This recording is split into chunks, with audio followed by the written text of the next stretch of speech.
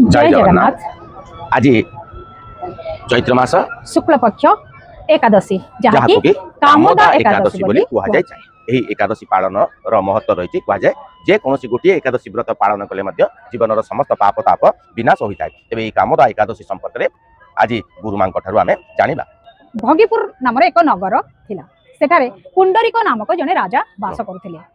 सेठारे अनेक गंधर्व एवं अप्सरी माने थिले।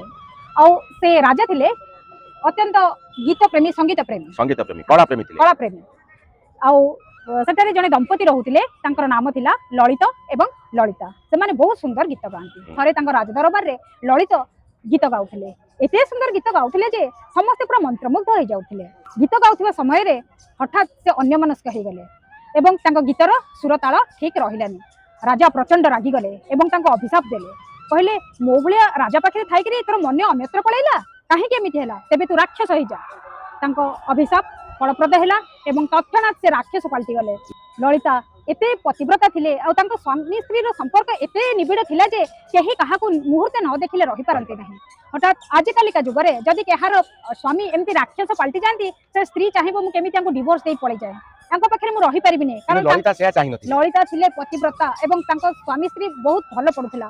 किभली भाबरे तांको सेथिरो मुक्ति मिलिबो से कथा से चिंता करी याडे साडे पागलिंको भलिया बुलुथिले एवं महामंत्र जोटा कि हरे कृष्ण कृष्ण कृष्ण हरे हरे हरे राम राम राम हरे हरे एमती से दिन जाक गाई चली।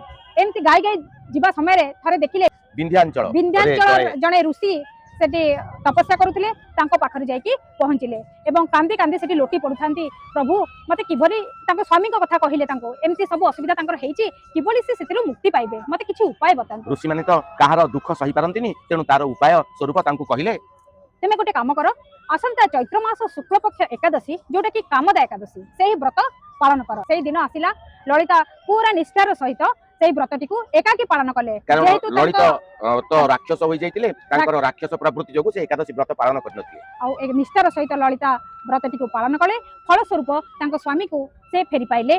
तांकर पूर्व रूप से फेरी पाइले एतिरे खुशी होई गले। आमे एथिरु सिखिबा जे एही गोटिए व्रत करबा द्वारा जदि जने राक्षस रु देवता पलटि जाइछि तेबे एही एकादशी रो महात्म्य केते। तेणु ए एकादशी को पालन करबा विधेय रही अछि। तेबे ए एकादशी होछि ओडिया मासर शेष मास। आज रहिबा।